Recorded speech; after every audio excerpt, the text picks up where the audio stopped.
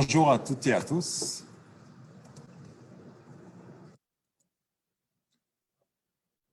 Bienvenue, et mon nom est Bernard Djendour de la Maison de Développement Durable. Je suis votre hôte et animateur aujourd'hui pour cet événement sur les succès et les apprentissages de Montréal Durable 2016-2020. Merci beaucoup d'être avec nous aujourd'hui. Et un petit mot sur la Maison de Développement Durable pour ceux qui ne la connaissent pas. C'est une grande famille, c'est un carrefour de synergie, d'échange, de réflexion, mais aussi d'innovation sur le développement durable. Et c'était vraiment un plaisir et un honneur pour nous de vous recevoir aujourd'hui à l'occasion de cet événement du Bureau de la transition écologique et de la résilience de la Ville de Montréal. Nous avons le plaisir aussi d'avoir cet événement en direct sur Zoom et aussi sur Facebook. On est sur la page Facebook Live, autant de la Maison de développement durable que de celle de Concertation Montréal, afin de permettre la participation du plus grand nombre. Je vais vous présenter le déroulement de l'activité et de la prochaine heure que nous allons passer ensemble. Premièrement, nous allons avoir le grand plaisir d'accueillir M. Sidney Ribaud, directeur du Bureau de la transition et de la résilience, qui viendra nous présenter les faits saillants du bilan de Montréal Durable 2016-2020, ainsi que les résultats du sondage qui a été envoyé aux partenaires l'année passée.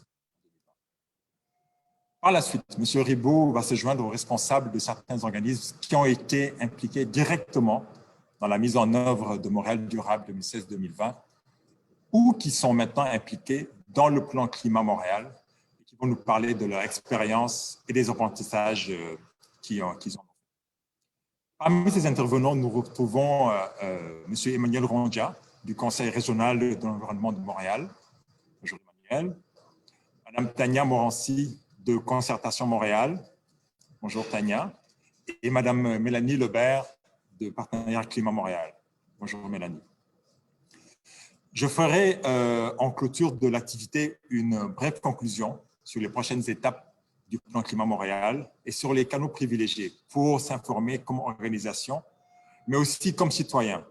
Et l'ensemble d'activités devrait durer environ entre 1 heure et 70 minutes avec nous aujourd'hui. Donc, sans plus tarder, je vais commencer par notre premier invité, M. Sidney Ribaud, qui, pour ceux qui ne le connaissent pas, M. Sidney Ribaud a cofondé Équiterre en 1993, puis il a ensuite présidé son conseil d'administration jusqu'en 1998. Il a été directeur général jusqu'en 2019 de cette organisation, où il y a dirigé, entre autres, les stratégies et les projets de l'organisation dans plusieurs domaines, le commerce équitable, l'agriculture locale et biologique, en termes d'énergie, la mobilité, les changements climatiques, consommation responsable et aussi bâtiment durable. Il a aussi, M. Ribaud, présidé de 2011 à 2019 la Maison de développement durable, l'organisation dans laquelle on est, qui vous accueille aujourd'hui. Il a contribué par ailleurs aux efforts de coalition citoyenne pour le financement du transport en commun, la ratification du protocole de Kyoto par le Canada et la culture écologique, entre autres. Et depuis mai 2019, M. Ribaud est directeur du Bureau de la transition écologique et de la résilience de la Ville de Montréal. Donc, M. Ribaud, l'écran est à vous et c'est un grand plaisir de vous avoir avec nous aujourd'hui.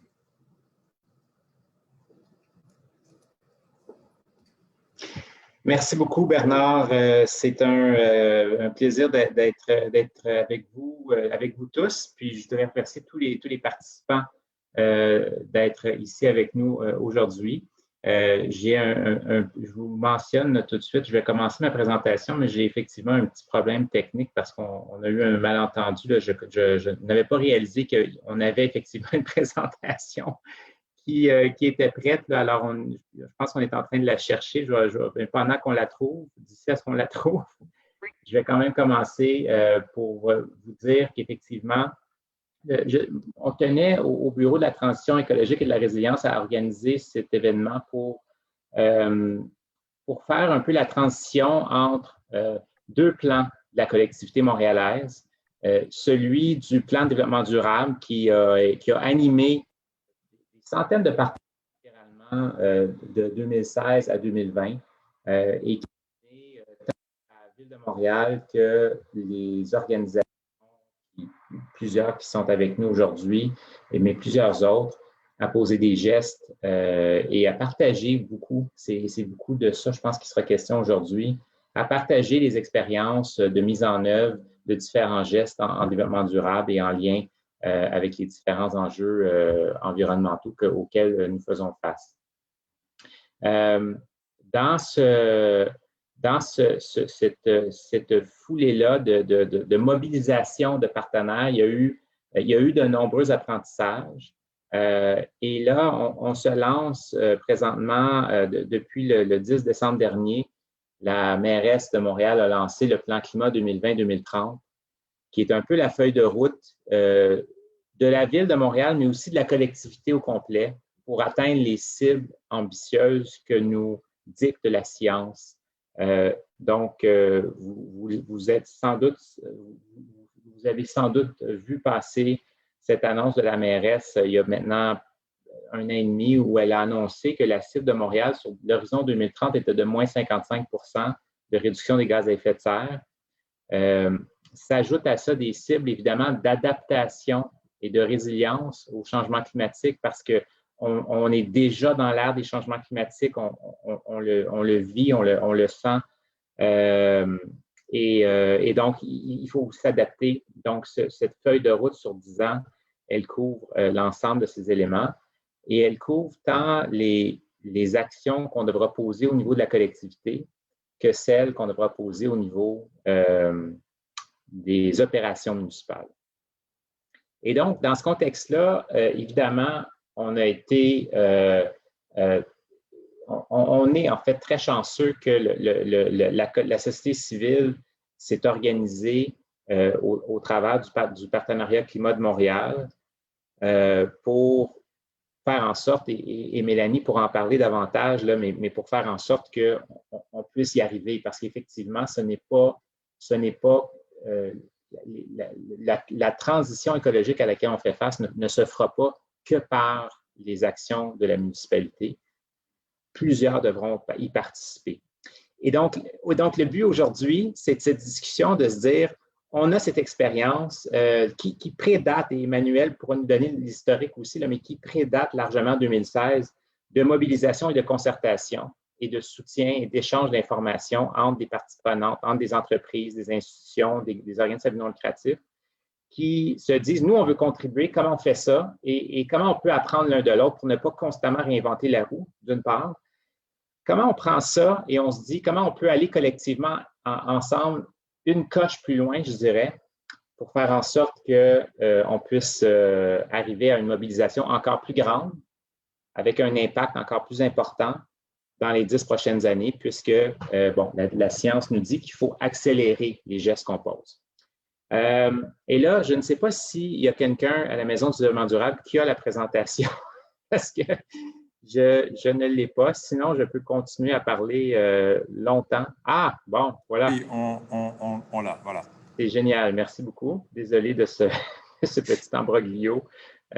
Tantôt, on m'a demandé, Siné, avant que ça commence, on m'a demandé, on va tester la présentation. J'ai dit, je n'ai pas de présentation. Mais évidemment, mon équipe avait fait une présentation et je l'avais vue, mais je ne m'en souvenais pas, donc je suis vraiment désolé. Alors voilà, la prochaine slide, s'il vous plaît, je ne contrôle pas l'écran. Oh, oui. OK. Donc, on était dans je pense que ce qui est intéressant de noter sur le plan de Montréal durable 2016-2020, c'est qu'on était essentiellement déjà sur les mêmes thématiques dont il est question aujourd'hui. Et qu'on retrouve dans le plan climat. On s'en est d'ailleurs beaucoup inspiré lorsqu'on a construit le plan climat 2020-2030. Donc, vous voyez là, les thématiques qui reviennent depuis longtemps lorsqu'on parle des enjeux environnementaux à Montréal, le vert et le bleu, toute la question de l'agriculture urbaine, l'écomobilité, la sobriété en carbone et ainsi de suite. Donc, les thématiques, on est en continuité. C'est des thématiques qu'on a identifiées, qu'on avait identifiées avec vous, avec les partenaires. Ça a été la même chose pour le plan climat. Donc, s'il y a une chose qu'on peut dire, c'est qu'on a collectivement de la suite dans les idées. Prochaine slide. Et là, je vous remets un petit peu dans le bain, là, parce qu'évidemment, ça fait longtemps qu'on ne l'a pas regardé, mais on s'était donné 3 grands défis. Évidemment, toute la question du carbone, toute la question de l'équité et évidemment, du côté de Montréal, bien, toute la question de l'exemplarité. Donc, en se disant, évidemment, tout comme les gouvernements et les grandes institutions publiques, la municipalité, les municipalités comme Montréal, on a ce devoir d'être un petit peu devant la parade pour montrer la voie, puis pour, à la limite, tester des choses avant de demander au secteur privé de s'y attaquer. Donc, des priorités qui allaient dans le même sens, la question des GES et de l'énergie, la question de la biodiversité, la question de tout le travail qui doit se faire à l'échelle des quartiers, qui se retrouve beaucoup dans les orientations stratégiques de la Ville de Montréal encore pour les prochaines années. Donc, encore là, on est en continuité. Puis, toute la question de l'économie, de comment on transforme l'économie. Bernard a beaucoup réfléchi à ça dans sa vie, puis plusieurs d'entre vous aussi. Donc, ces éléments-là, elles étaient là. On a ajouté à ça des cibles collectives. Prochaine slide. Bon, je vous en ai parlé un petit peu. On est dans un contexte, on a fait cette transition à la Ville de Montréal de parler de développement durable vers la transition écologique et vers donc une concentration sur la question du plan climat. Ce que je veux vous dire 2 choses en ce qui concerne cette transition, ce changement de vocabulaire. Ça précède mon arrivée à la ville, ce changement de vocabulaire, mais je pense qu'il faut retenir 2 choses. La première chose, c'est que on a voulu, on veut utiliser un vocabulaire qui est plus précis et qui dénote une certaine urgence. Donc, développement durable, et j'ai adhéré à ce vocabulaire-là pendant de nombreuses années. On a travaillé à le rendre le plus concret possible. Mais je pense que transition écologique dénote que transition, il doit y avoir. Transition a une connotation de changement un petit peu plus important que les mots développement durable. Et je pense que c'est un élément clé de ce changement de vocabulaire. La question du plan climat, ben là, évidemment, c'est un focus sur l'une des principales préoccupations. Choisi de focuser là-dessus parce que c'est une des mobilisations que nous incite à faire à tant les scientifiques que les citoyens. Puis on voit ici la marche en 2019, les 500 000 personnes qui étaient dans la rue de Montréal. Puis je peux vous dire que cette marche-là a eu un impact énorme dans les discussions que nous avons à la ville. Donc, on a…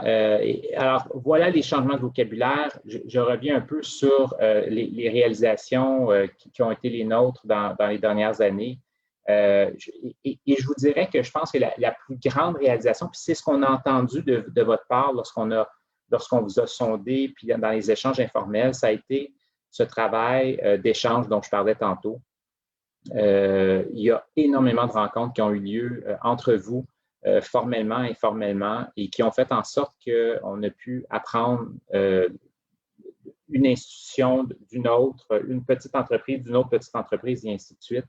Et je pense que c'est quelque chose qu'on a beaucoup entendu dans le développement du plan climat.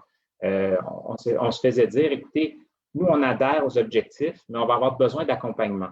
Le mot accompagnement est revenu souvent dans nos discussions et je pense que c'est une des choses qu'on a bien fait dans les dernières années, sur lesquelles il faudra tabler dans les années futures. Prochaine slide.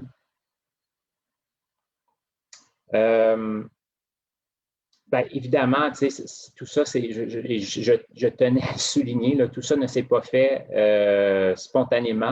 Il y a des gens puis des organisations qui ont mis la main à la pâte pour faire en sorte que toutes ces rencontres-là et toute cette mobilisation-là aient lieu. Évidemment, Concertation Montréal, le Conseil régional de l'environnement de Montréal ont joué des rôles clés dans tout ça. Puis je tenais à vous remercier de ce travail incroyable que vous avez fait pour faire en sorte qu'on puisse mobiliser et soutenir beaucoup. C'est beaucoup du soutien de toutes ces organisations. Prochaine slide.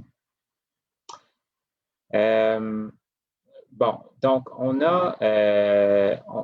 avait des partenaires de la société civile, plus de 400. Vous avez ici une représentativité là, de qui elles étaient. Donc, évidemment, beaucoup des entreprises, des institutions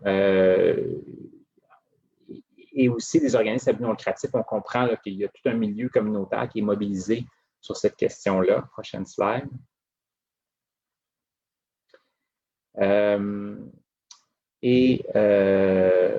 Donc là, vous avez un peu, on rentre un petit peu dans le bilan. Ce que je veux vous dire, c'est qu'on a,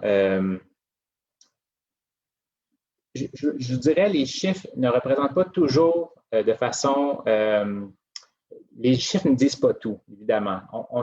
Je pense que ce qu'il faut retenir des dernières années, c'est qu'on a amorcé beaucoup de choses. Comme je le disais d'entrée de jeu, les thématiques du plan de développement durable sont largement les mêmes que celles du plan climat.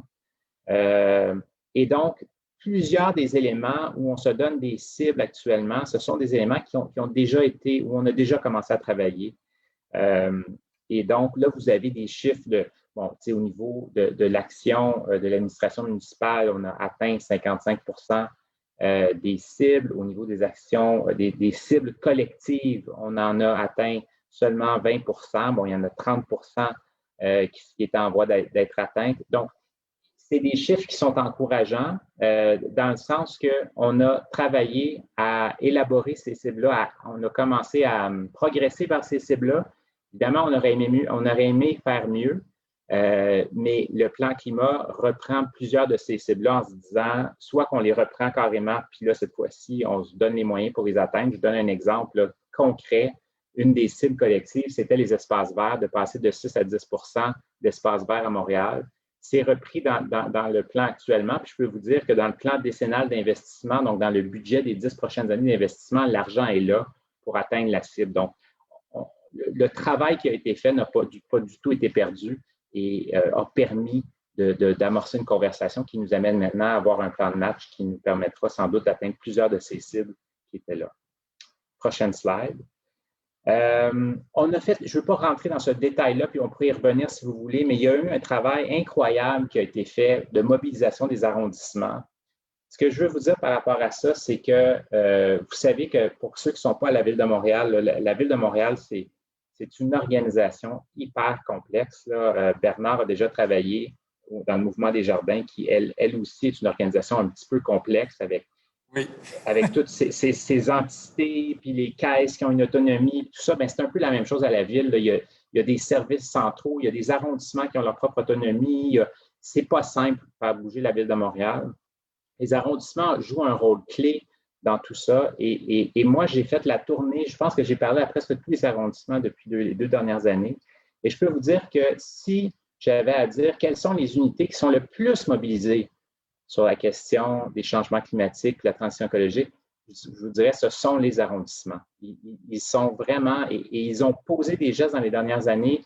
Je pense que le travail qui a été fait sur le plan de développement durable a contribué à positionner ces arrondissements-là. Et présentement, là, je vous dirais, c'est eux qui sont devant tout le monde, qui sont prêts à partir à la Ville de Montréal. Prochaine slide. Bon, là, on est dans quels sont l'intérêt. Alors, le sondage visait à regarder un peu quel a été l'impact du plan de développement durable, puis aussi de regarder vers le futur, ce sur quoi on va vouloir travailler avec les partenaires. Puis on a sondé à la fois les partenaires du plan de développement durable, mais aussi des non-partenaires, donc des organisations qui n'avaient pas participé, à la mobilisation.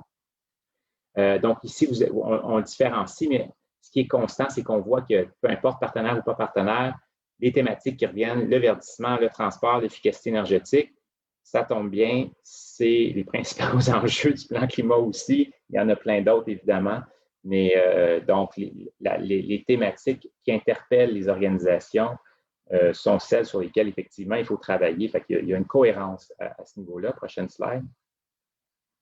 Maintenant, on peut rentrer un petit peu plus précisément dans les chiffres sur qu'est-ce qui a été réalisé en termes d'engagement. Bon, on voit là, qu'il y a ce qui est en vert, c'est ce qui a été réalisé ou en voie de l'être. Donc, il y a beaucoup de vert sur la slide. Je pense que c'est ça qu'il faut retenir. Les partenaires ont travaillé fort pour avancer vers les engagements qu'ils avaient pris. Prochaine slide.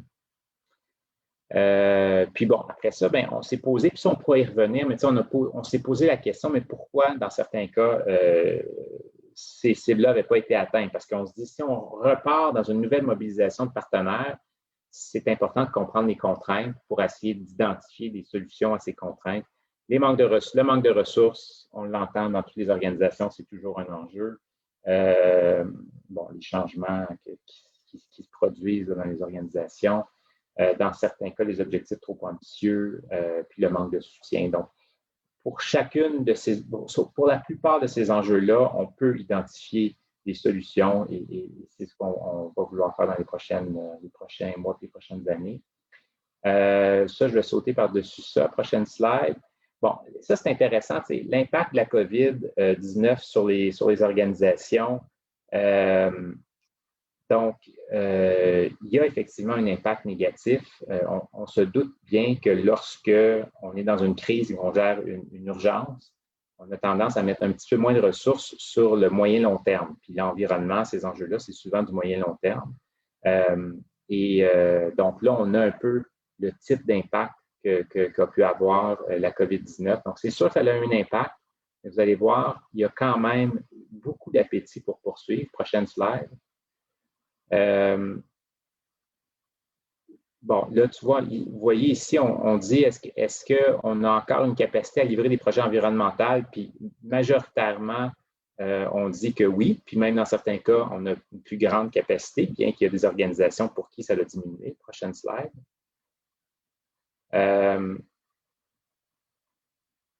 Puis, bon, évidemment, la question, c'est un petit peu une autre façon de poser la même question qu'on posait tantôt. Là, on est encore une fois sur les thématiques, puis on voit que les organisations choisissent les thématiques qui sont les plus importantes. Prochaine slide. Et, bon, évidemment, aussi la facilité de passer à l'action.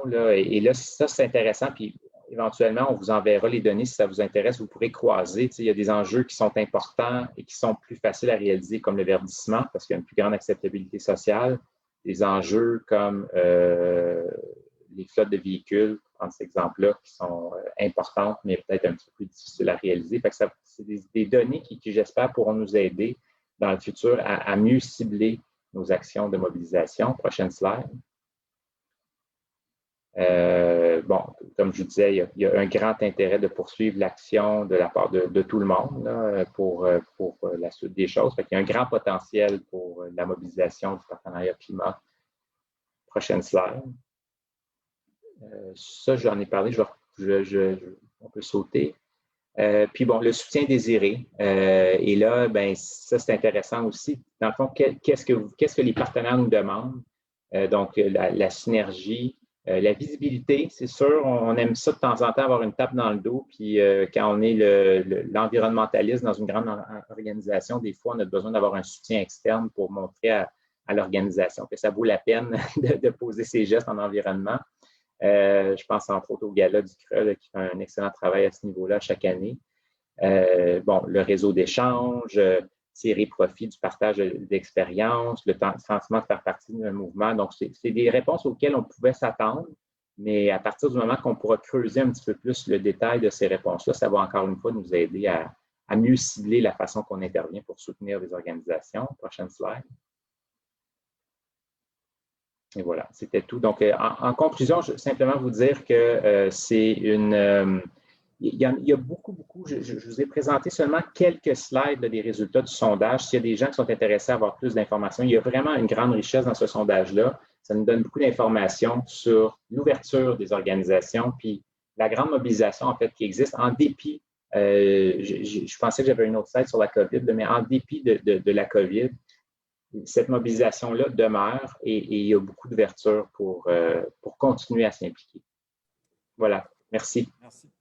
Merci beaucoup, M. Ribaud. Cette dernière slide sur la COVID qui n'est pas apparue, je pense qu'on aura l'occasion, lors d'échanger avec les panels, peut-être de renchérir là-dessus dans les échanges. Si ça vous convient, je vous invite à vous joindre à nos autres panélistes qui sont là avec nous.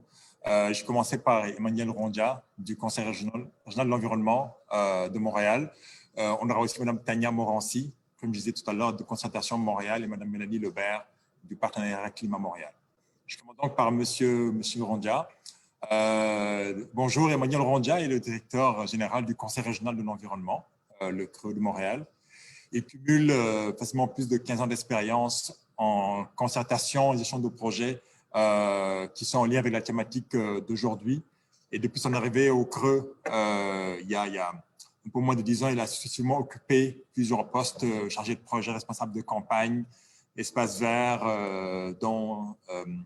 Ribaud parlait tout à l'heure. Ça lui a permis d'avoir une vision quand même assez large du sujet. Et il est maintenant le directeur général depuis un certain temps. Donc, M. Rondia, votre organisation est une partie prenante vraiment active depuis le début du plan de développement durable à la Ville de Montréal. Et c'est un peu une mémoire, si on peut l'appeler comme ça, collective de l'évolution de la société en termes de développement durable. Et la question que j'aurais pour vous, c'est est-ce que vous pouvez, à partir de votre posture de mémoire collective, nous parler de l'évolution de la société que vous avez observée, la société montréalaise, au niveau de différentes initiatives en développement durable, étant donné que vous êtes un observateur et un acteur impliqué qui a une connaissance et une mémoire collective qui remonte au début. Ben oui, bien sûr. Bonjour tout le monde. D'abord, merci aussi à Sydney pour la présentation qui mettait la table, qui a repris plusieurs éléments que je souhaite aussi vous partager et qui vont être intéressants à discuter aussi dans la suite de nos échanges. Mais comme Bernard, tu le mentionnais, nous sommes le Conseil régional dans l'environnement. On est l'instance régionale en environnement. On est impliqué dans la démarche en matière de développement durable avec la ville depuis le tout début. Puis on parlait ici du plan Montréal 2016-2020, mais en fait depuis 2005 et le premier plan stratégique de développement durable, en fait, le CRE est partie prenante de la démarche.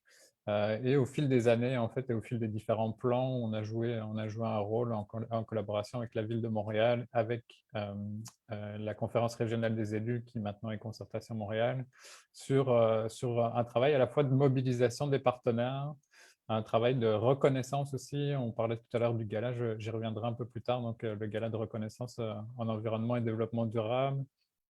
Toute la question aussi du suivi.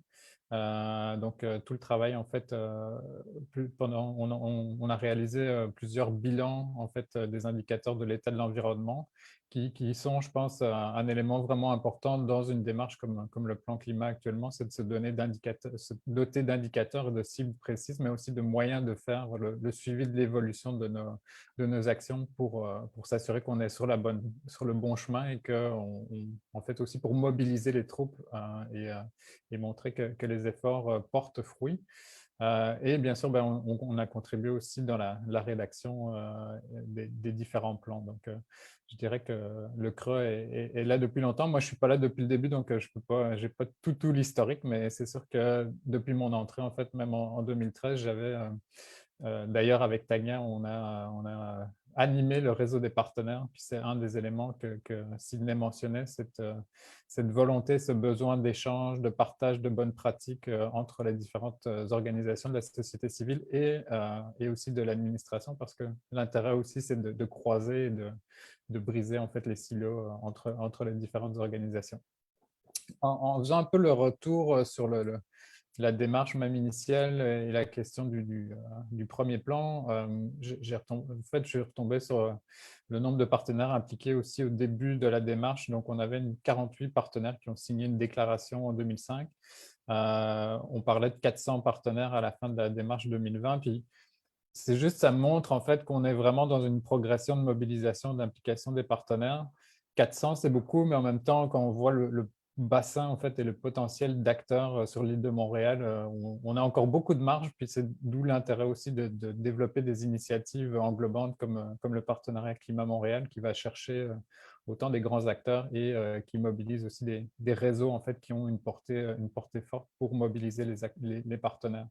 Parce que je pense qu'un des points, on le voyait un peu dans la présentation, c'est aussi la diversité des partenaires qu'on a à aller chercher. Donc, autant des grandes organisations que des organisations plus locales. Puis, un des enjeux qu'on a constaté, je pense, c'est d'arriver à montrer que tout le monde a son rôle à jouer, puis que, je vais dire entre guillemets, sans être péjoratif, mais les plus petits sentent qu'ils font partie du mouvement aussi, puis qu'on ne revient pas uniquement avec les grands acteurs qui ont une force d'action et un département de développement durable, un département environnemental, donc une capacité d'action peut-être plus forte, mais il faut vraiment embarquer tout le monde dans le mouvement. Ce qui est intéressant aussi quand on regarde un peu l'évolution des plans, c'est que le premier plan, on sentait beaucoup qu'il y avait cette notion de sensibilisation, d'engagement à des projets pilotes, la volonté de bâtir des plans. Puis on n'est plus là, je pense que les plans sont là. La collecte de données, on a beaucoup de données et d'informations qu'on n'avait peut-être pas ou beaucoup moins en 2005. Donc on a une base, mais ça montre aussi comment tout s'est construit. En fait, il y a vraiment eu ce travail de sensibilisation initiale, d'élaboration de plans, on parle de plans de gestion des matières résiduelles, de plans en matière de protection des milieux naturels, qui se sont peu à peu ancrés en fait, dans les différentes actions et qu'on retrouve maintenant dans le plan climat, comme Sydney le mentionnait. La progression aussi, on l'a vu dans le cadre du gala. Je mentionnais tout à l'heure en fait, le rôle clé du CRE au niveau du gala. Donc, depuis 2007 maintenant, le gala qui a changé de nom, qui est maintenant le gala du CRE Montréal, mais c'est le rendez-vous, c'était le rendez-vous en personne. Bon, les 2 dernières années ont été en virtuel, mais c'était un peu le début d'année, la grande réunion de tous les acteurs mobilisés en développement durable et en environnement sur l'île de Montréal. Puis c'était l'occasion, c'est l'occasion en fait de reconnaître les projets les plus innovants, de mettre en valeur aussi les différentes actions des différents partenaires, que ce soit au niveau municipal ou de la société civile. Puis en consultant en fait les différents projets lauréats, on voit aussi que certains projets qui ont été plébiscités au cours des années sont maintenant en fait des projets qui se sont déployés puis qui sont devenus un peu la norme. Donc, il y a quelques années, les projets de verdissement et de lutte aux îlots de chaleur étaient comme un peu novateurs. On commençait à en parler, puis il y avait cette dimension-là. Maintenant, c'est comme une dimension, je pense, qui est acquise dans les projets, puis où on voit justement comment ça a fait un effet de levier, puis ça a montré comment on pouvait le faire aussi. Donc, ça, c'est un point intéressant, juste de regarder un peu l'évolution des projets qui ont été reconnus dans le cadre du gala du CRE. Puis en parallèle, c'est sûr qu'il y avait toutes les démarches des plans de développement durable, mais je pense qu'il y a aussi, on voit l'évolution dans la société. La société civile était déjà bien active avant même 2005. Là, le regroupement des écoquartiers a fêté ses 25 ans. Nous, on fête nos 25 ans aussi, le Centre d'écologie urbaine. Bref, beaucoup d'organisations de la société civile étaient déjà bien mobilisées avant la première démarche du plan de développement durable, mais ont vraiment joué ce rôle-là aussi d'activation et de mobilisation dans la démarche, puis le jouent encore actuellement. Puis d'autres acteurs aussi, je faisais un peu un tour des acteurs plus institutionnels qui sont dans la démarche depuis le début. Puis, par exemple, la STM a vraiment implanté la question du développement durable à peu près au même moment que le début de la démarche du plan de développement durable, donc aux alentours de 2005. Puis depuis, la démarche est vraiment comme bonifiée avec des politiques d'approvisionnement responsables et tout un cheminement, mais on voit en fait, ce rôle, puis comment ces organisations qui ont une portée importante, une portée large, peuvent vraiment venir contribuer en fait, à accélérer le mouvement puis à mobiliser leurs partenaires. Certaines initiatives aussi, je pense, sur lesquelles on peut se baser, puis Sydney la connaît très bien aussi, mais le défi climat était en 2008 une initiative a démarré en 2008 puis s'est poursuivie jusqu'en 2013, mais une vaste campagne de sensibilisation, de mobilisation sur laquelle on a pu faire beaucoup d'apprentissage aussi dans la façon d'engager les partenaires, de les mobiliser, de faire le suivi aussi des engagements puis de l'impact de leurs efforts. Donc, je pense qu'il y a cette dimension-là aussi qui est intéressante à prendre en compte, c'est qu'on a essayé des choses, on a pu développer des initiatives qui ont aussi grandi en termes d'échelle et qui sont maintenant, en fait, qui portent encore leurs fruits actuellement dans les démarches qu'on mène et qu'on développe dans les nouvelles initiatives. Je ne sais pas combien de temps il me reste. Je sais qu'on n'avait pas beaucoup de temps pour… 2 minutes. 2 minutes, c'est bon. C'est ça, j'irais maintenant, peut-être si on se rapproche dans le temps puis qu'on revient, je pense qu'il y a vraiment on sent une mobilisation citoyenne aussi beaucoup plus forte au cours des dernières années avec une consolidation des mouvements citoyens à des échelles locales, des échelles régionales, une structure de ces démarches-là aussi de plus en plus forte. Je pense que les réseaux sociaux ont aidé à mobiliser les gens, mais on sent dans des démarches comme Demain Verdun, Villeray en transition il y a quelques années, toute la démarche aussi des collectivités zéro émission nette, dont la Chine et Annecy en fait, ont démarré ou vont démarrer. Donc, on a aussi, je pense, une évolution dans la façon dont les citoyens se mobilisent puis participent à l'effort en matière de lutte contre les changements climatiques. Puis tout ça, c'est traduit aussi par une mobilisation à grande échelle dans la marche du climat en 2019, mais on peut aussi se rappeler même de la marche du jour de la Terre en 2012, où on avait déjà aussi mobilisé des centaines de milliers de personnes qui marchaient pour la Terre et le climat. Puis, donc, on voit vraiment qu'il y a comme un terreau fertile pour des initiatives, puis une volonté d'engagement. Puis le dernier point que j'amènerai peut-être, c'est toute la question de la connaissance scientifique aussi. Ça a beaucoup évolué au cours des dernières années. Puis là, maintenant, on a beaucoup de données, on a beaucoup d'exemples, on a beaucoup de bonnes pratiques innovantes aussi qui circulent. À Montréal même, il y a récemment la chaire de recherche sur la transition écologique, il y a la chaire de recherche sur l'arbre urbain. Donc, on voit que on a aussi un écosystème en matière de recherche vraiment intéressant. Puis les liens entre recherche et société civile se font vraiment beaucoup plus. On le voit dans nos projets où c'est rare maintenant qu'on n'a pas un projet avec un comité scientifique ou des liens avec les chercheurs. Puis c'est autant la société civile qui va vers les chercheurs que les chercheurs qui viennent vers nos groupes en disant « Ah ben, on a développé des choses, mais on voudrait les mettre sur le terrain. On a besoin d'avoir ce retour du terrain. » Donc, il y a vraiment quelque chose d'intéressant là-dedans, puis de très positif en termes de mobilisation, de passage à l'action et d'arrimage en fait entre les différents acteurs. Puis, dernier point, peut-être la question des nouveaux mécanismes aussi, donc la question des budgets participatifs. On a des budgets participatifs à l'échelle locale. La ville aussi a son budget participatif, puis la place de la transition écologique est au cœur. On voit les projets qui sont actuellement en candidature pour le premier budget participatif de la ville. C'est tous des projets qui font écho à des démarches puis à des réflexions qui ont évolué au fil des années. Donc voilà, brièvement, un petit tour d'horizon et quelques réflexions pour alimenter la discussion, mais on pourra y revenir après dans les échanges. Tout à fait, tout à fait. Merci beaucoup, Monsieur Rondia. Ça me permet de faire une transition assez intéressante avec Monsieur Ribaud. Vous parliez, Monsieur Rondia, d'enjeux de transition écologique. J'inviterai Monsieur Ribaud à prendre la parole pour nous expliquer un petit peu pourquoi est-ce que le Bureau de la transition écologique et de la résilience a été créé au niveau de la ville de Montréal. Oui, puis je vais être bref parce que j'ai parlé beaucoup tantôt, mais dans le fond, je pense que l'intention, encore une fois, c'était avant que j'arrive à la ville qu'on a créé le bureau. Ça fait un petit peu plus que 2 ans qu'il a été créé. Et en tout cas, pour le vivre maintenant depuis 2 ans, ce que je comprends, c'est que dans une grande organisation comme la Ville de Montréal, on a besoin d'avoir une unité qui est dédiée à la mise en œuvre de ces plans que nous avons, qui sont très, par définition, qui touchent à toutes les unités de la ville, tous les services, tous les arrondissements doivent se mobiliser sur plein de thématiques. Donc, historiquement, les gouvernements, bon, les municipalités, si je prends l'exemple des gouvernements, on disait au ministère de l'Environnement, occupez-vous des changements climatiques. Mais dérangez-nous pas, là.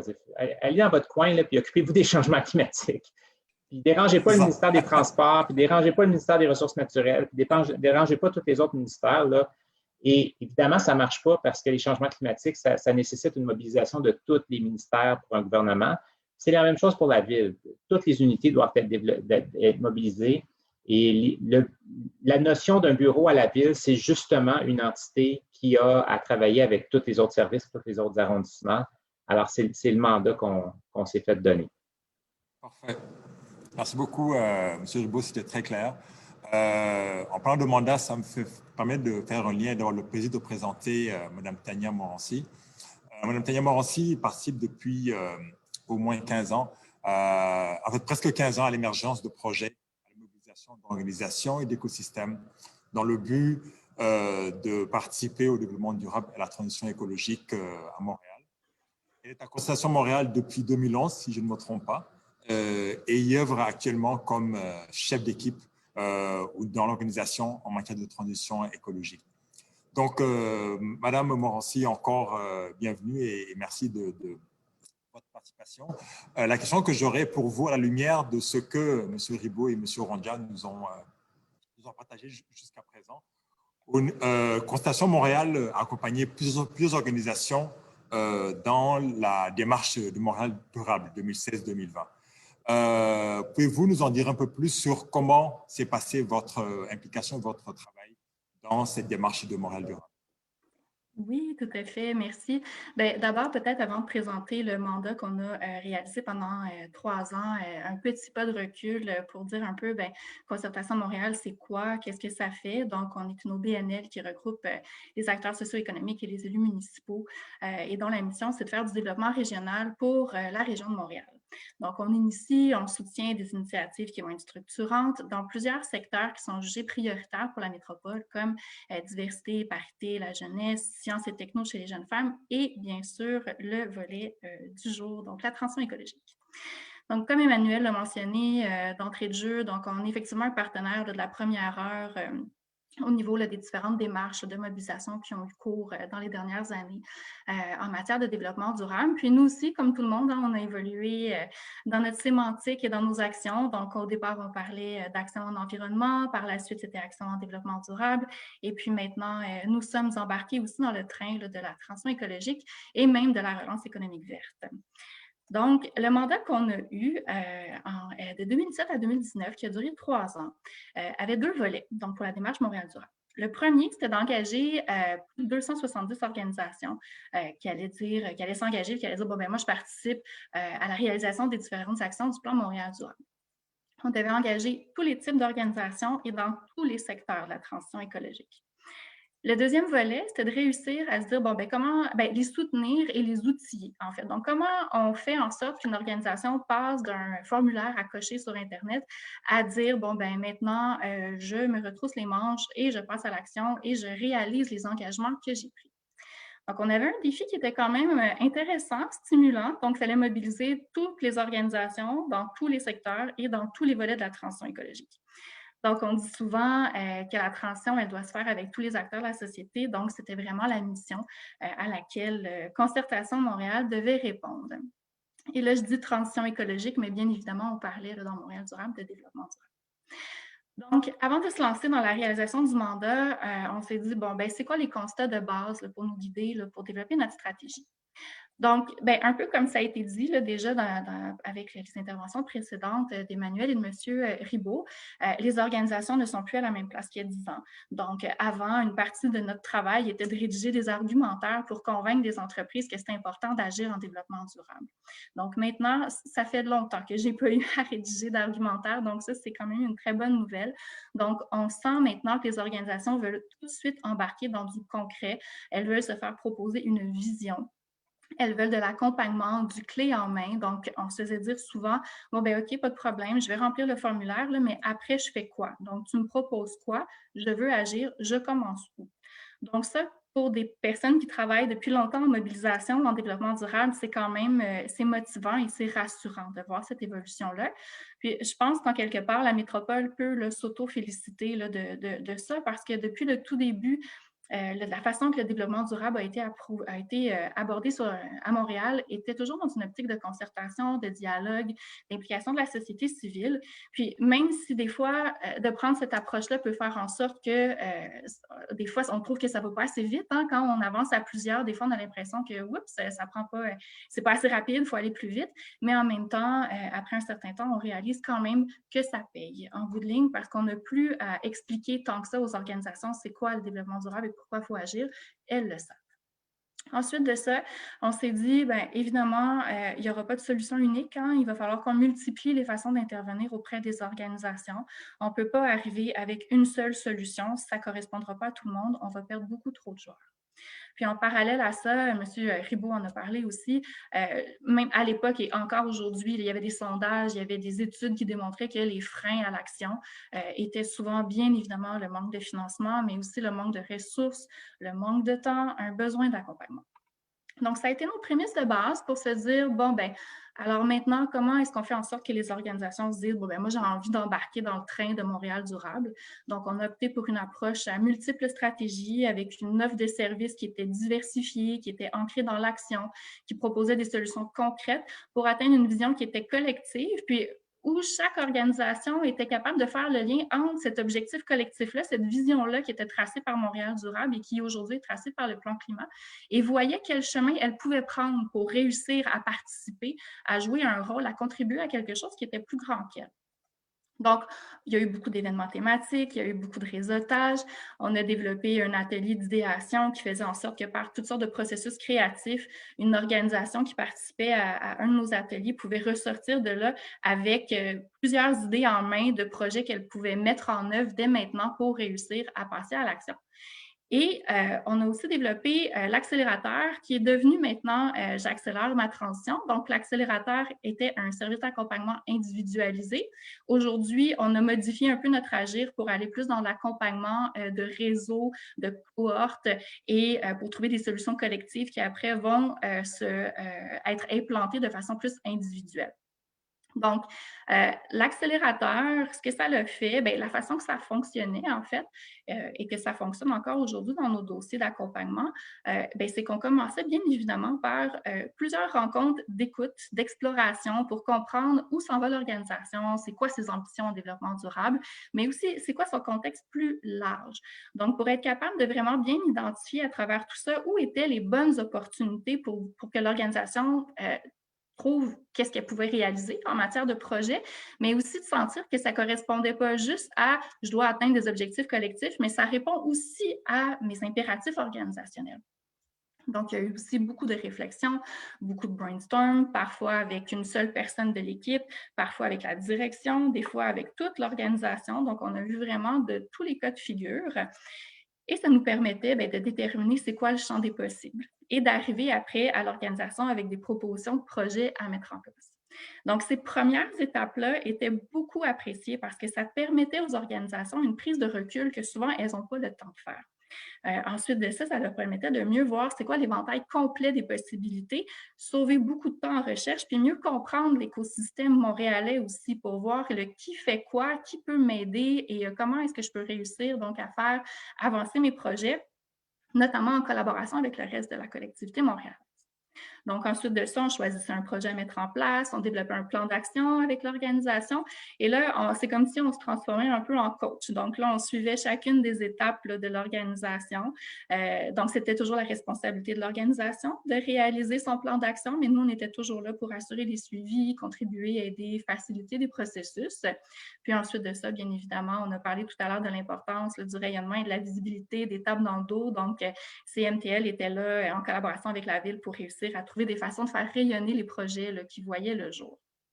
Donc, ça a créé quand même des belles interactions. Souvent, on était même perçus, nos professionnels, comme pratiquement des membres de l'équipe de l'organisation qu'on accompagnait.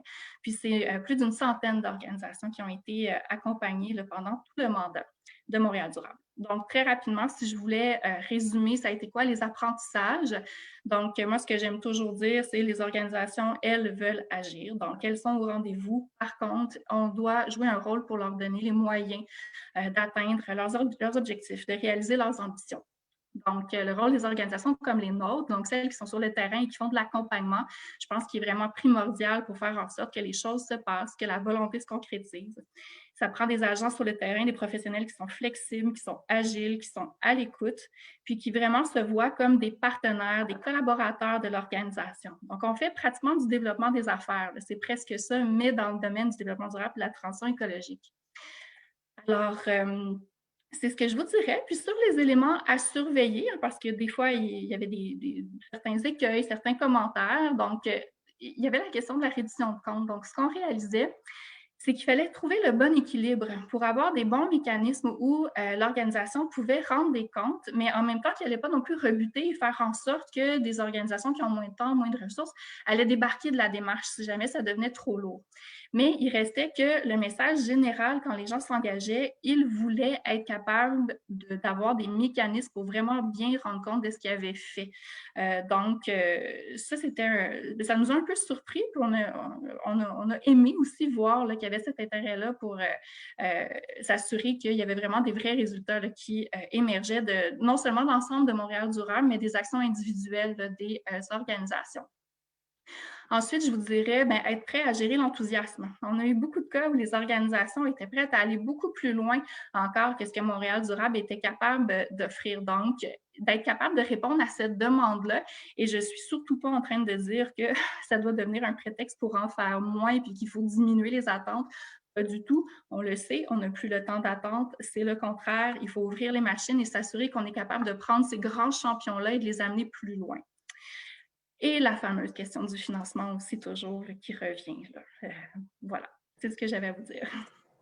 Merci beaucoup, Mme Morancy. Très, très intéressant. Pour notre public notamment, à partir sur les défis et les difficultés qui ont été rencontrées et les solutions que vous avez trouvées, c'était bien, bien intéressant. J'ai maintenant le plaisir de pouvoir passer la parole à Mélanie Lebert. Madame Lebert est la directrice générale du partenariat Climat Montréal. Elle a travaillé dans les dernières années sur une grande variété de projets, notamment au sein de la Fondation David Suzuki, où elle a coordonné, par exemple, le comité consultatif sur le climat, qui a mis des recommandations à la ville de Montréal pour l'élaboration du plan climat. Mais Madame Lebert est détentrice d'une maîtrise en environnement et développement durable de l'Université de Montréal. Et ma question pour vous, Madame Lebert, toujours à la lumière de ce que vous avez entendu de M. Mme Morancy et de M. Ribault jusqu'à présent. Comment vous, au partenariat Climat Montréal, qui, je le rappelle, est une organisation indépendante, qui est née il n'y a pas si longtemps que ça, d'initiative de plusieurs organisations montréalaises, je pense que c'est important de le rappeler. Comment le rôle du partenariat Climat Montréal s'est décliné pour atteindre les objectifs du plan Climat Montréal dont on parle aujourd'hui? Oui, merci. Je pense que la table a été super bien mise là avant que j'intervienne. Donc, dans le fond, pour rebondir sur ce que disaient Emmanuel, Tania et Sydney plus tôt, en fait, je pense que tout le travail qui a été fait justement par tous ces acteurs dans les dernières années, ça a joué un rôle crucial en fait dans toute la mouvance de la sensibilisation au changement climatique de toute la collectivité montréalaise. Donc, en fait, c'est ça qui a permis, à mon sens, de créer tous les premiers réseaux, tout cet écosystème là, qui est né, avec les premiers leaders, les premiers projets, les premières politiques publiques aussi. Donc, je dirais comme, je pense que c'était Emmanuel qui parlait plutôt d'un terreau fertile. Là, c'est vraiment sur ça que le partenariat climat se base. Donc, aujourd'hui, là, comme Tania vient de le dire, on est vraiment rendu à avoir besoin d'actions plus structurantes parce qu'on est dans un contexte d'urgence climatique. On le rappelle souvent, mais souvent, c'est jamais assez. Là, il nous reste moins de 10 ans là, pour réduire nos émissions de gaz à effet de serre de plus de moitié là, si on veut maintenir le réchauffement planétaire en dessous de 1,5 degré. Donc, en fait, le partenariat climat est né en fait, de ce constat-là. Donc, qu'est-ce que c'est le partenariat climat? En fait, c'est une initiative indépendante, vous l'avez dit Bernard, qui rassemble des organisations à la fois économiques, communautaires, institutionnelles, mais aussi philanthropiques, qui sont déjà reconnues à Montréal pour leur degré d'engagement, évidemment sur la question climatique, mais aussi leur capacité d'influence. Puis le projet, c'est une surprise pour personne, là, c'est de mobiliser tous les acteurs de la collectivité montréalaise pour contribuer à faire en sorte que la ville de Montréal atteigne sa cible de moins 55% de GES d'ici 2030 et donc de mettre la métropole sur la voie de la carboneutralité d'ici 2050. Donc, l'idée, c'est vraiment pas de tout réinventer. Au contraire, c'est vraiment, comme je disais, de souffler sur les braises, de profiter de ce terreau fertile qui est là depuis, en fait, grâce à tout le travail qui a été accompli jusqu'alors. Puis, comment est-ce qu'on veut faire ça? On veut miser sur les forces collectives pour accélérer le mouvement. Alors, peut-être pour donner un petit contexte historique pour les gens qui ne savent pas encore ce que c'est le partenariat climat, en fait, c'est une initiative qui fait suite au succès de la collaboration qui avait été établie en décembre 2018 entre la Ville de Montréal et un groupe de fondations philanthropiques, ainsi que le réseau C40 Cities, pour ceux qui ne connaissent pas, qui est un réseau international justement là, de villes qui essayent de se mobiliser pour respecter la science du climat.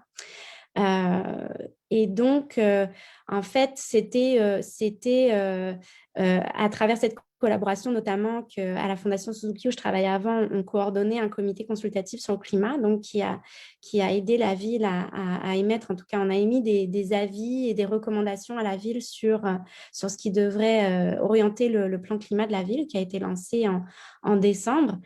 Et donc, il se trouve qu'au fur et à mesure des travaux du comité consultatif qui travaillait à travers ce comité-là, on avait déjà des ateliers thématiques en fait qui essayaient de travailler sur les secteurs phares où on a besoin d'agir en termes climatiques à Montréal, donc notamment le secteur des transports, du bâtiment, de l'adaptation. Et donc, l'idée là, c'est que en fait, au fur et à mesure de nos travaux avec ce comité consultatif et tous les experts qui ont participé à cette démarche, c'est qu'on s'est assez vite rendu compte qu'une fois que la ville lancerait son plan climat en 2020, on n'allait pas pouvoir la laisser comme ça toute seule gérer l'atteinte de ces cibles parce que c'est juste pas possible en fait. Puis on a commencé à aller chercher un peu ce qui se faisait ailleurs dans d'autres grandes métropoles. C'est là qu'à travers des réseaux comme justement le C40, on est tombé sur des études qui disaient que, en gros, on estime qu'il y a un bon 3/4 des émissions des métropoles qui ne sont pas entre les mains des villes en soi, donc des gouvernements municipaux. Donc, ça nécessite vraiment, en fait, d'aller chercher l'action collective là, de tous les acteurs possibles dans la collectivité. Alors, c'est vraiment sur cette idée, en fait, que le partenariat Climat Montréal est né. À la base, c'est initié par la Fondation du Grand Montréal et la Fondation familiale Trottier. Et donc, comme je le disais, l'idée, c'est de vraiment répondre à ce besoin de faire collaborer toutes les différentes parties prenantes de la collectivité. Alors, comment est-ce que ça s'est fait? En fait, on s'est inspiré des modèles de mobilisation climatique qu'on a trouvés, en fait, qui ont fait preuve dans d'autres villes. Donc, par exemple, à Boston, il y a la Green Ribbon Commission qui existe déjà depuis 2011, qui est vraiment solide. Là, c'est hyper intéressant parce qu'en fait, on s'est beaucoup inspiré d'eux. C'est une organisation c'est une toute petite structure, en fait, exactement comme le partenariat climat aujourd'hui. On est 3 employés. L'idée, c'est justement pas de réinventer la roue. Donc, c'est vraiment d'avoir une petite structure agile, flexible, puis qui mise sur tous les acteurs existants pour créer des synergies, puis accélérer le mouvement. Donc, c'est en fait en faisant ces recherches sur qu'est-ce qui se faisait ailleurs qu'on a commencé à construire la structure du partenariat climat déjà il y a plus d'1 an maintenant. Il y a aussi un exemple qui est intéressant à Londres par un groupe qui s'appelle le London Business Climate Leaders, où là, ils sont allés spécifiquement chercher en fait, les plus gros employeurs de Londres qui ont en fait le plus gros impact sur les émissions londoniennes. Donc, c'est là qu'en fait, on s'est dit, OK, ben, on va s'inspirer de ces modèles-là, puis on va voir qu'est-ce qu'on peut faire à Montréal. Et donc, aujourd'hui, en fait, le partenariat climat, donc, il est composé, comme je disais, d'une petite équipe, mais il y a un comité directeur qui est composé de 26 membres aujourd'hui. Ce comité directeur, il est composé justement, si on veut aller mobiliser les différents secteurs de Montréal, ce comité directeur, il est là pour représenter ces différents secteurs. Donc, il y a des acteurs économiques, communautaires, institutionnels, philanthropiques. Alors, évidemment, le Creux en fait partie. La ville aussi siège sur ce comité directeur, mais on est allé chercher d'autres acteurs, là, donc, comme la Jeune Chambre de commerce, la Chambre de commerce, le Fonds climat du Grand Montréal, des grosses entreprises comme Desjardins ou Ernst Young, Fonds d'action, le Fonds de solidarité FTQ. Il y a aussi l'UQAM, Concordia. Donc, je ne vais pas faire la liste des 26, là. Je vous invite à aller voir sur notre site Internet. Mais l'idée à travers ça, c'était vraiment d'essayer d'aller rassembler les gros joueurs de ces différents secteurs pour, en fait, qui sont à la fois reconnus à la fois pour leur degré d'engagement sur la question climatique, déjà aujourd'hui. C'est des acteurs qui sont déjà assez avancés dans leurs différents plans internes de changement climatique, et d'autre part sur leur capacité d'influence dans leurs industries respectives. Donc, c'est vraiment sur cette idée qu'on est parti, d'aller essayer en fait de mobiliser des gros joueurs pour aller ensuite ultimement créer un effet boule de neige au sein de la collectivité. Donc, l'idée, c'est de créer au cours des prochaines années, en fait, comme je vous le disais, cet effet boule de neige, parce que si notre pari, c'est que si les gros joueurs s'y mettent, vont plus loin que ce qu'ils font déjà, et qu'en plus, ils ont les moyens d'aider les plus petits joueurs qui, eux, ont moins de ressources, moins d'expérience dans le domaine, on va aller plus vite, là. Donc, le mot d'ordre, c'est la collaboration. Puis, je dirais, ce qui est nouveau aussi à travers le partenariat climat, justement, c'est d'essayer d'implanter des initiatives communes entre tous ces acteurs qu'on réunit autour de nos tables de travail. Donc, encore une fois, on est exactement comme tu le disais, Tania, on veut perpétuer là, cette bonne pratique de la collectivité montréalaise dans la co-création. Donc, on n'est pas en train d'arriver là avec nos gros souliers et de dire à tout le monde comment il faut faire. Au contraire, on mise sur les connaissances du milieu. Et donc, on a, en plus du comité directeur, en parallèle, sur le travail vraiment terrain, on a 6 groupes de travail thématiques. Donc, 3 thématiques qui sont le bâtiment, mobilité et adaptation, qui sont en fait les enjeux climatiques phares de Montréal. C'est, en tout cas, pour ceux qui ont lu le plan climat, je pense que c'est assez clair que c'est là où il faut agir. Ensuite, on a 2 groupes qui sont plus transversaux, qui sont un groupe entreprise et un groupe finance. Et ensuite, on a un groupe sur les projets citoyens qui est voué justement à aller accélérer la transition écologique au sein même des communautés pour entraîner tout un changement de comportement au sein de la société. Donc on ne s'ennuie pas, il y a largement de quoi faire. Et puis, c'est ça, je pense que ce que je pourrais dire aussi, c'est que ce qui est nouveau à travers le partenariat climat aussi, c'est qu'on est une structure indépendante de la ville. On est, comme je le disais, une petite structure organisationnelle, très agile et très flexible, on est au service de nos membres, en fait. Donc, on est là pour faciliter toutes ces collaborations et ces synergies qu'on veut créer. On veut vraiment être là pour briser les silos, pour bouger plus rapidement et avec plus d'impact. Donc, je pense que ça résume bien notre volonté. Puis, peut-être 2 derniers petits points. Je pense que à travers le partenariat climat, on essaye aussi d'aller chercher des nouveaux acteurs. Donc, par exemple, les fondations philanthropiques qui n'étaient pas, en tout cas, qui n'étaient pas impliquées publiquement avant. Alors, c'est ça. Puis, ce qui nous démarque aussi, c'est qu'on n'est pas du tout orienté dans le plaidoyer. On laisse ça à certains de nos membres, comme justement la Fondation Suzuki, le Conseil régional de l'environnement. Il y a certains, en fait, on a plusieurs ONG autour de notre table du comité directeur qui font ça très bien. Donc, nous, on veut vraiment, au contraire, focuser sur l'action, la collaboration, la co-construction. Alors, c'est ça. Donc, pour conclure, je pense que c'est tout ce qui a été dit jusque-là. Je pense qu'en gros, on peut voir qu'il y a un niveau de maturité qui a été acquis grâce à tout le travail qui a été fait avant. tout ce qu'on fait aujourd'hui au partenariat climat et avec tous les collaborateurs, que les membres du partenariat, ça n'aurait jamais été possible il y a 5 ans encore. Donc, c'est vraiment grâce à tout ce terreau fertile là, qu'on a pu aller chercher tous ces joueurs pour nous aider à accélérer le mouvement. Là. Donc, c'est ça. Aujourd'hui, on est là pour passer à la vitesse supérieure tous ensemble. Merci beaucoup, Mme Lebert. C'était très, très instructif.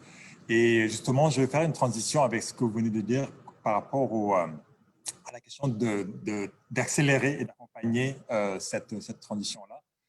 J'ai une question et je vais faire confiance à votre capacité de concision, à M. Rondia, à Mme Morancy et vous, Mme Lebert. Puis, M. Riboud pourra conclure à la fin. Que voyez-vous comme comme défi le plus important au niveau des années à venir, compte tenu du parcours et de tout ce qui a déjà été accompli jusqu'à présent? Monsieur Rondia, par exemple. Je pense qu'il faut se limiter à un défi, mais si c'était un défi, je dirais avec l'enjeu de la cohérence.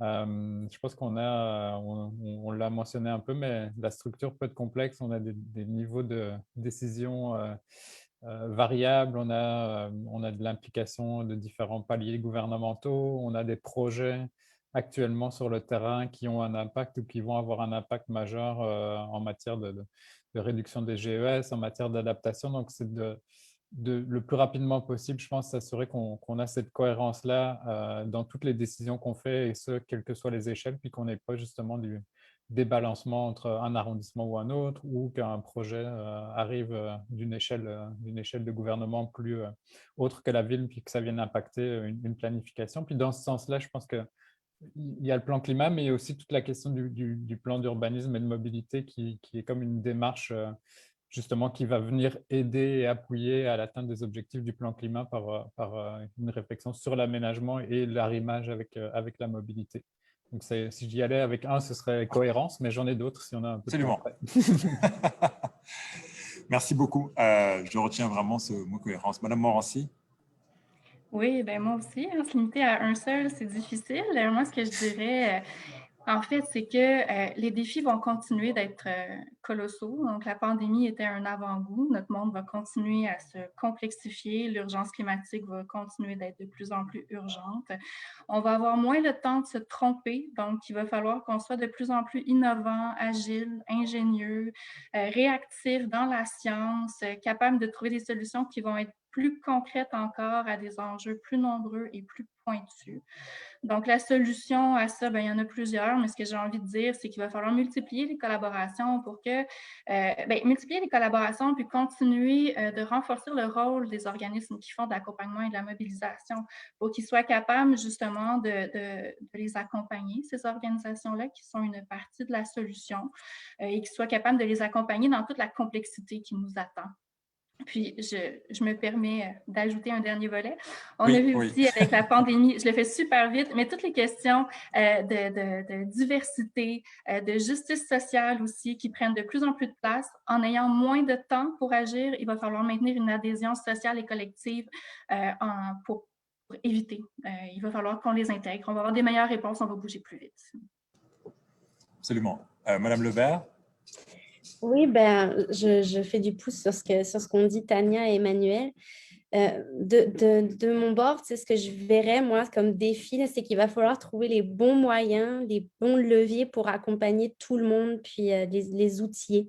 Et c'est aussi pour ça que le partenariat Climat Montréal est né, mais comme on a une structure très agile et on veut faire beaucoup du bottom-up, ça ne va pas être simple, mais c'est un beau défi.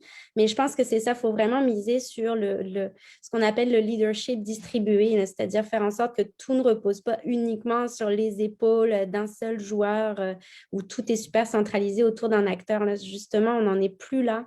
Ce qui est super positif, c'est qu'on sent bien que nous, déjà dans nos travaux, là, que le monde qu'on réunit, ils sont hyper motivés, même s'ils sont d'horizons complètement différents, avec pas forcément les mêmes idéologies à la base, mais ils sont ultra motivés à mettre la main à la pâte, à contribuer à trouver des solutions ensemble. Donc, il y a beaucoup à faire, mais il y a beaucoup de bonne volonté et de motivation, donc il faut continuer à souffler sur ces braises-là. Très bien. Merci beaucoup, Madame Lebert. Je vais donner la parole à Monsieur Ribaud dans sa conclusion et je lui demanderai aussi de nommer un défi tout à l'heure, mais je voudrais à ce moment-ci remercier Monsieur Rondia, Madame Morancy, Monsieur Lebert de votre participation, de votre générosité qui est vraiment très, très importante pour ce panel. Moi, avant de passer la parole à Monsieur Ribaud, je voudrais juste par rapport au public qui est avec nous aujourd'hui, pour rappeler que Montréal prend un engagement de réduire ses émissions de gaz à effet de serre pour devenir carboneutre d'ici 2050. Ça, c'est l'engagement qui a été pris. Et le plan climat comporte quand même 46 mesures qui tracent la voie vers cet objectif si important. Les moyens sont nombreux et je vais juste en rappeler un qui a été mentionné par M. Rondia au début de l'activité sur les budgets participatifs.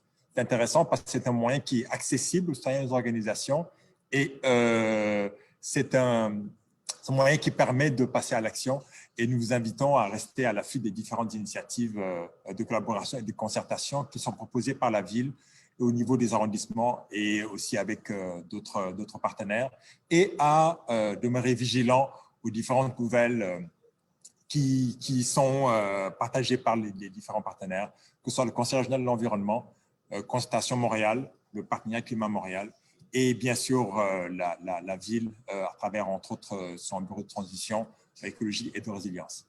Monsieur Ribaud, je vous laisse le mot de la fin pour entre autres nous partager un défi que vous aviez et nous permettre de clôture en beauté cette activité. Merci beaucoup, Bernard. En fait, rapidement, moi, plus je travaille sur le plan climat de Montréal, plus je pense que l'un de nos plus grands défis, c'est toute la question des bâtiments. On est dans une ville, les bâtiments, c'est important. Et lorsqu'on parle, on a parlé d'environnement depuis les dernières décennies, je pense que collectivement, on a compris que c'est important de planter des arbres, c'est important de verdir, c'est important de protéger la biodiversité. Les gens ont compris ça. Je pense que globalement, on a compris collectivement que le transport, les voitures au diesel, à l'essence, c'est un problème. Ça pollue. On a compris ça collectivement. Mais on n'a pas compris collectivement que les bâtiments, c'est un tiers des émissions de gaz à effet de serre à Montréal, puis c'est un gros problème, puis qu'il faut s'y attaquer. C'est un peu le pollueur invisible des bâtiments.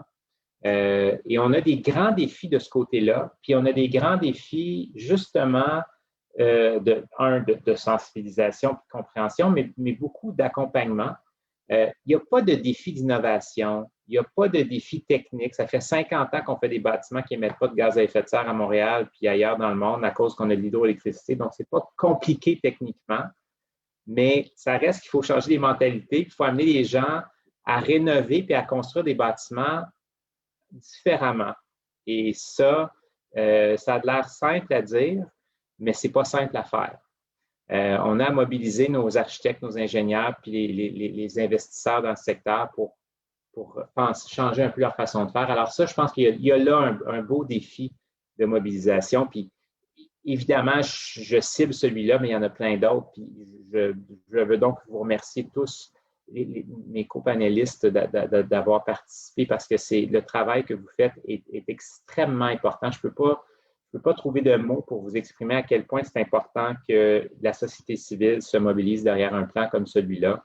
Mélanie l'a dit clairement, la ville seule ne peut pas y arriver. Il faut absolument que les citoyens, les entreprises, les organisations y participent. Donc, merci à tous et merci à tous les participants aujourd'hui d'avoir été avec nous. Tout à fait. Merci à ce public qui a été fidèle au rendez-vous aujourd'hui. Merci de votre temps, en espérant que ça vous a été utile et que ça a été pertinent. En tout cas, en mon nom et au nom de la Maison de développement durable, on a trouvé ça vraiment fascinant et on vous invite à vous inspirer des échanges qu'on a aujourd'hui pour passer à l'action. Merci encore, M. Rondia. Merci, Mme Morancy. Merci, Mme Lebert et merci, M. Ribaud. Merci tout le monde et au plaisir de vous revoir aussi lors d'une prochaine activité de la Maison de développement durable. Merci beaucoup.